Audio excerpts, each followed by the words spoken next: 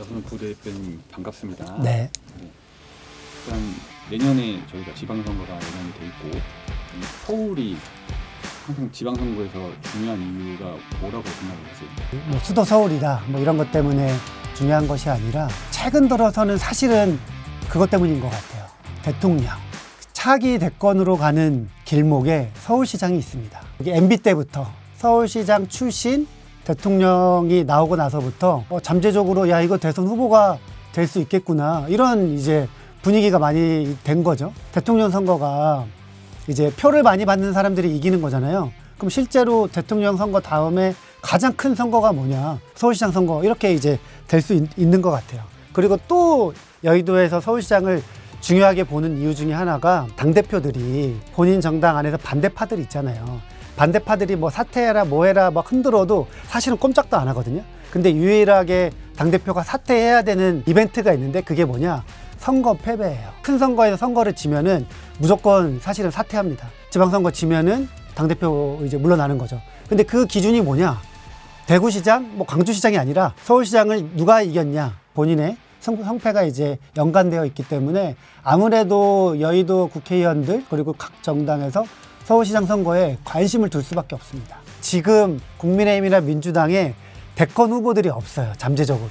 국민들이 이제 눈을 돌려볼 때 서울시장, 뭐 경기도지사 이렇게 큰 지역을 맡고 있는 정치인들, 리더들한테 관심을 갖게 되는 거죠. 근데 마침 2030년 대통령 선거가 있는데 지방선거에 뽑히는 광역단체장들 임기가 똑같아요. 다음번 대통령 선거는 그냥 바로 경선에 뛰어들 수 있고 그냥 그대로 대통령 선거에 나갈 수 있습니다. 유력한 대권 주자가 없기 때문에 지금 서울시장 후보, 경기도지사 이 당선되는 사람들이 유력 대선 주자가 될 것입니다. 대통령 선거가 끝나고 사실 얼마 안 됐거든요. 그동안에는 대통령 순방 때문에 10월 달에 있는 정기 국정감사 때문에 예산 때문에 줄줄이 이제 대통령이 주목받아야 될 뭔가 이제 그런 시기인데 본인이 먼저 막 서울시장 나가겠다고 하면은 이거 당원들한테 약간 좀 뭐 찍히는 거 아니냐 뭐 이런 분위기 들어서 예산 끝나고 뭐 12월 말이나 적어도 아마 1월 전에는 할 거예요. 왜냐면은 신년 여론조사를 하잖아요. 거기서 성적이 초반에 몇 등을 끊느냐가 앞으로의 여론조사에서 굉장히 중요합니다. 그래서 아마도 12월 중순부터는 줄줄이 뭐 민주당이든 국민의힘이든 출마 선언을 던질 거예요. 박홍근 의원님 같은 경우에는 서울시 시정을 아마 가장 잘 아는 분일 거예요. 박원순 서울시장이 비서실장을 했거든요. 뭐 선거 때마다 총괄 캠프를 했어요.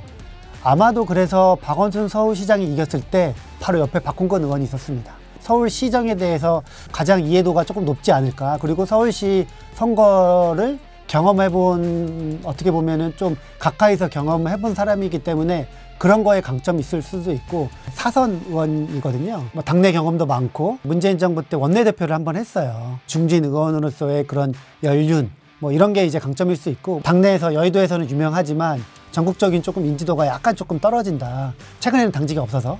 뭔가 이 박홍근 의원이 누구지? 하는 게 아마 단점일 수가 있을 것 같아요. 박주민 의원은 지금 서울시장 출마하겠다는 이야기도 가장 먼저 했고, 지금 서울시장 후보군 중에 누굴 떠올려 하면은 박주민 의원이 가장 많이 나올 거예요. 그리고 여론조사도 박주민 의원이 선두권에 나오는 여론조사가 많이 있거든요. 가장 장점은 인지도겠죠. 처음에 시작할 때 뭐 세월호 변호사로 시작을 해서 약자들의 뭐 이런 그 아픔이나 이런 목소리를 국회에 이제 많이 이야기를 전달해 주시는 분이었고, 그리고 지금 이제 국회의 복지위원장이거든요. 그래서 뭐 의대 정원 문제 뭐 이런 정원 문제도 많이 이야기한 뭐 강점이 있습니다. 계속 여론조사 잘 나오고 있기 때문에 어떻게 보면은 뭐 선두권에 있는 후보다. 서울시장 후보군 중에 너무 빨리 노출이 됐기 때문에 뭐 세간에는 이제 민주당 서울시장 후보군들이 약간 오세훈에 비해서 뭐 경쟁력이 떨어진다. 근데 그런 이야기 나올 때마다 1위가 가장 피해보잖아요. 1위가 누군데 떨어져? 약간 뭐 그런 거에서 디스카운트가 되는 면이 있어서 오세훈의 서울시장에 대해서 가장 활발하게 그 비판도 하시지만 뭔가 이제 반짝 카드가 필요할 것 같아요. 전현희 의원님 같은 경우에는 그러니까 아마도 제가 알기로는 우리나라 최초의 그 치과의사 출신 변호사입니다. 기존에 있는 민주당 여성 정치인들이 운동권 여성 정치인들이 되게 많았거든요. 근데 전현희 의원은 아니에요. 중도층한테 어필이 될 만한 변호사 전문직이죠. 그런 이력을 갖추고 있어서 기존에 있는 민주당 의원님들이랑 약간은 컬러가 다른 느낌이어서 실제로 이러한 강점을 가지고 민주당의 이름으로 강남 대치동에서 국회의원에 당선된 적이 있습니다. 그래서 확실하게 중도층 어필되는 이력과 이 경험, 이건 아마 무시할 수 없는 경쟁력일 거고, 뭐 보좌관들 이야기 들어보면은 지난번 이재명 대통령이 22년도인가요? 그때 이제 당대표 선거 나갔을 때 전당대회를 했는데 전현희 의원이 서울 지역 1등을 했다고 해요. 가장 최근에 있는 서울 지역 경선에서 1등한 게 있기 때문에 최근에 있는 당심이랑 가장 가깝다. 서울 지역은 인권위원장 하면서 윤석열 정부한테 굉장히 핍박을 많이 받았거든요. 그래서 약간 여전사 이미지도 있어요. 그래서 저는 이게 이제 좀 강점일 것 같고, 이런 이력에 비해서는 뭐 이분도 역시나 이제 최근에는 인지도가 여론조사에서 인지도가 안 나온다는 게 이제 어떻게 보면은 뭐 좀 약점 아닌 약점? 다크호스예요. 그러니까 엄청난 다크호스입니다. 구청장이 기초단체장인데 구청장으로서 아마 이렇게 유명해지신 분은 아마 정원호 성동구청장이 아마 유일할 거예요. 뭔가 이 경쟁력이 아래서부터 약간 좀 확인되고 있는 상황이다. 2022년도에 그 대통령 선거 끝나고 바로 이제 지방선거를 했는데 그때 서울시가 국민의힘이 다 가져갔습니다. 거의 유일하게 민주당 이름으로 살아남았어요. 그리고 성동구가 쉬운 지역이 아니잖아요. 그러니까 성동구가 초고층 아파트들이 되게 많이 있고, 그러니까 이제 그 동네가 민주당 입장에서 보면은 결코 쉬운 동네가 아닌데 정으로 도대체 어떤 사람이야? 이렇게 관심이 집중받았는데, 이분이 이번에 자연스럽게 이제 서울시장 이야기가 나오는 게 그 구청장 같은 경우에는 3번밖에 못합니다. 연속으로. 근데 이분이 연속으로 3번 다 했어요. 할 게 없어, 진짜로. 국회의원 아니면은 뭐 지방선거 나가는 건데, 국회의원 선거는 2년 뒤니까 3년 뒤죠. 지방선거밖에 없네. 그러면은 지금 구청장은 못 나가니까 서울시장이네 하면서 이야기가 모아지다가, 사실 구청장이 중앙 언론 조명받기가 쉽지가 않잖아요. 떠오르고 있어요. 지금 성수동 하면은 딱 이제 떠오르는 게 핫플레이스 많고, 뭔가 이 기업들이 거기서 광고 전쟁을 벌이고 있고, 팝업 스토어 되게 많이 일어나고 있고, 그러니까 같이 동네가 뜨니까 야, 이 동네 만든 사람 누구야? 정원호. 민주당에도 갑자기 다코스로 부상해서 이분은 이제 출마 선언은 안 했지만 사실상 뭐 출마 선언할 것 같고, 아마도 여론조사 하면은 어떻게 될지 모르겠어요. 홍익표 의원님, 재밌게도 이 정원호 구청장이 있는 성동구역 국회의원을 했습니다. 국회의원 3번 하고 큰 걸음 하고 싶다 그러면서 자발적으로 본인의 지역구가 아닌 어려운 지역인 서초 지역에 강남 서초에서 바람을 일으켜보겠다. 낙선이 됐는데 뭐 계층 아니면 지역 그동안 나와있던 거를 깨고 크게 한번 정치해보겠다 해가지고 지역구도 옮겼고, 이번 서울시장 선거에도 출마하는 게 이제 예상이 되는, 그리고 이분도 약간 중도적인 이미지가 있고 민주당 후보군들이 이제 소구할 만한 그런 뭐 경쟁력을 갖춘 분이죠. 박용진 의원님도 뭐 공식적으로는 오피셜하게는 말씀을 안 하셨는데, 선거 출마할 때 몇 년 전부터 공보방이라고 카톡방을 만들어요. 그 본인의 일정이랑 메시지 같은 거를 전달을 하는데, 그 카톡방을 만들어서 기자들을 초대하는 거죠. 그러면은 이제 이 사람 선거 출마하는구나, 이렇게 이제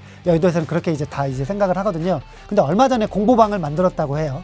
출마하실 것으로 보입니다. 이분도 경쟁력 있는 분이시고, 뭐 민주당에서 소신 있는 목소리 많이 내셨고, 김민석 총리는 서울시장을 확실히 안 나가는 것 같아요. 그러니까 예전에 이제 김민석 총리가 오세훈 서울시장이 종로 개발, 세운상가 개발한다 그래가지고 논란이 돼서 김민석 총리가 직접 현장에 찾아가가지고 이야기도 하고, 한강버스로 또 비판받았잖아요. 약간 문제가 많아서 직접 갔어요. 그래서 이거 뭐야, 국무총리가 왜 여기 가가지고 뭐 이런 행보를 해, 이거 서울시장 행보 아니야. 김민석 총리 쪽 이야기를 들어보면은 아니 오히려 서울시장 나갈 건데 그렇게 대놓고 이렇게 하겠냐, 말이 안 된다. 세운상가 문제는 이거는 김민석 국무총리가 나서야 되는 문제가 맞아요. 윤석열 정부 시절에 윤석열이 임명한 문화재청 오세훈 서울시한테 행정소송을 겁니다. 윤석열 때부터 윤석열의 문화재청이 거기 반대한 거예요. 이 종묘 개발을.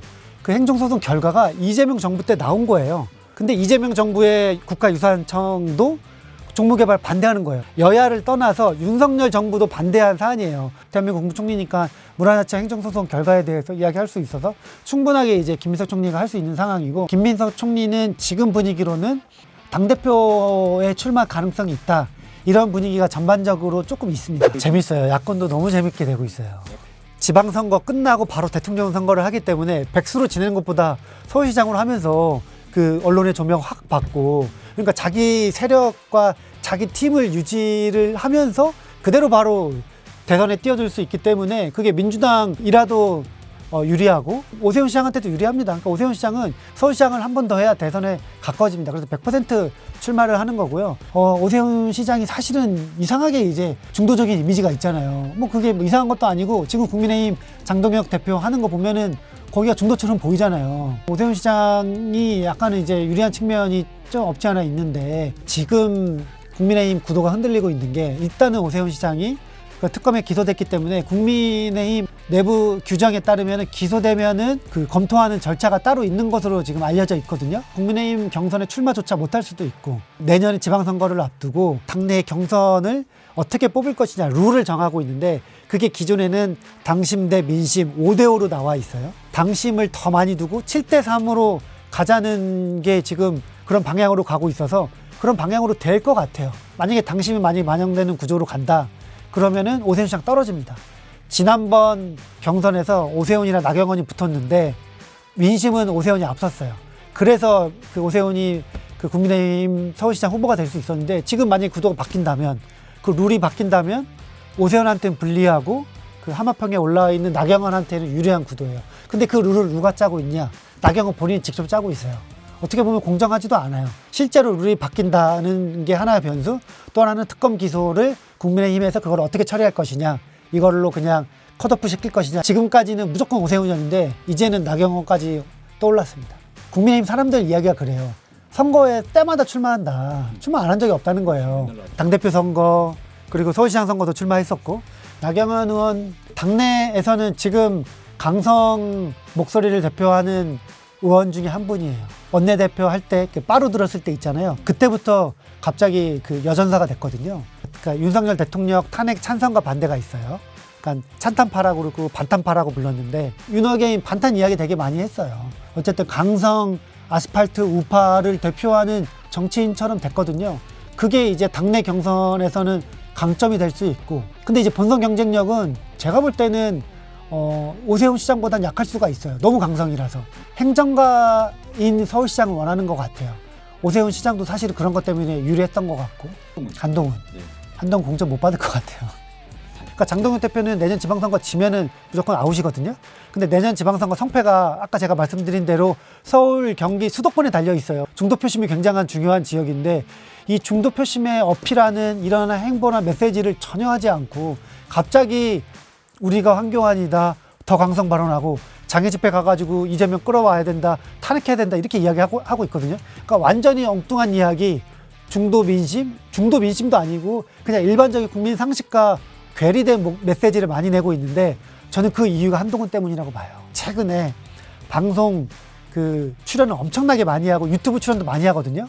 원래는 출연을 안 하던 곳까지 다 출연하고 있어요. 대장동, 뭐 항소 포기, 그리고 그 론스타 본인이 승소했잖아요. 그걸로 엄청나게 한동훈 대표가 출연도 많이 하고 소위 말해서 지금 뜨고 있으니까 장동훈 대표가 불안한 거예요.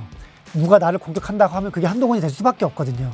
다음 당대표 선거는 민주당도 그렇고 국민의힘도 그렇고 굉장히 중요한 당대표 선거입니다. 다음 국회의원 총선권을 가진 선거가 내년 당대표 선거예요. 그 다음 총선 공천하기 때문에 물러설 수가 없어요. 한동훈이 엄청나게 뜨고 있으니까 본인이 조급해졌어요. 전한길 정강훈한테 SOS 친 거예요. 극으로 가는 거예요. 그런 분위기에서는 그런 자리에서 올라가면 센 발언이 나올 수밖에 없습니다. 실수 되게 많이 하는 게 그 막 자기가 막 흥분해가지고 지지자들 사이에서 막 장동혁 누구누구 외치잖아요. 근데 그 사람들이 팻말이 윤 어게인 들고 있어요. 그러면은 그거 보고 막 윤석열 대통령 데리고 오겠습니다 하는 거예요. 필 받아서. 그런 분위기밖에 없기 때문에 그런 목소리 나올 수밖에 없고 실제로 장동혁 대표 장애 집회 때 그런 목소리 내고 있어요. 근데 그게 왜 한동훈 때문에 낸다. 한동훈 전 대표는 본인의 유일한 전략은 국민의힘이 지방선거에 지는 겁니다. 그래서 장동혁이 아웃되면 본인이 등판하는 거예요. 내년에 서울시장 나올 수 있을까? 굉장히 어려울 것 같고 오히려 야권에서 그 이준석 개혁신당 분위기를 봐야 됩니다. 거기도 국민의힘이 무너져야 본인이 등판하고 야 다시 이준석이랑 합쳐야 돼. 이준석 데리고 와봐. 보수 다 통합하자. 그런 목소리가 나올 수밖에 없거든요. 법 여건으로 조국 혁신당의 조국 대표의 선택도 큰 변수가 될 수 있습니다. 서울시장 후보로 나온다. 민주당 무조건 집니다. 올해 대통령 선거에서 탄핵 국면에서도 이재명 대통령이 서울에서 김문수 후보랑 5%포인트밖에 차이가 안 났어요. 그렇게 박빙 지역이거든요. 조국 대표가 서울시장 후보로 나온다? 5%를 더 먹을 수도 있잖아요. 그러니까 분열로 가는 거죠. 조국 대표가 서울시장에 출마하면은 상황이 굉장히 복잡해지는 거고, 통합된 뭐 여권 후보, 범여권 후보, 민주진영 후보를 내기 위해서의 뭔가 이제 그런 움직임도 있을 거기 때문에 몸값을 계속 올릴 것이다.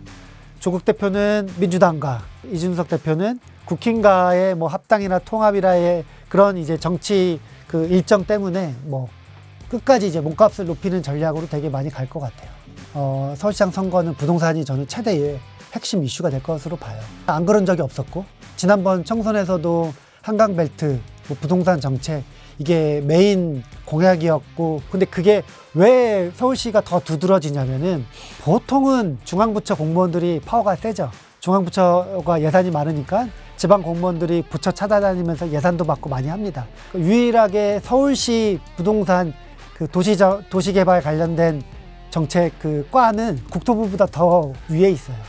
왜냐면은 서울시 도시개발 권한이 서울시한테 있거든요.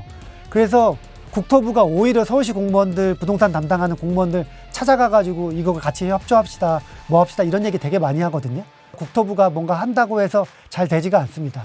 서울시의 협조가 굉장히 중요한데, 서울시장 부동산 시장 공약들이 많이 중요하고 그 이슈로 굉장히 부각될 수밖에 없고, 그래서 많은 뭐 서울시민 여러분들이 그런 좀 면들을 조금 봐야 될 것 같고요. 서울시는 교통이었습니다. 교통 문제 심각하잖아요. 주차난도 있고, 그리고 교통 문제, 그리고 교통이 되게 중요하기도 하고, 많은 후보들이 교통정책 안 낸 적은 단 한 번도 없거든요. 그래서 이 두 가지 정책들, 뭐 예를 들면 GTX가 이제 서울을 관통하거든요.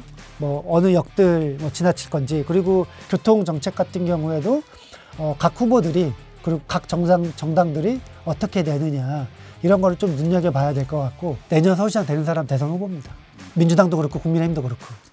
그리고 서울시장에 패배를 하면은 이제 당은 이제 재편하는 거죠. 패배를 안고. 오늘 여러분 부대변인과 함께 속셈 있는 남자 서울시 후보에 대해서 알아봤습니다. 오늘 말씀 주셔서 감사합니다. 네, 고맙습니다.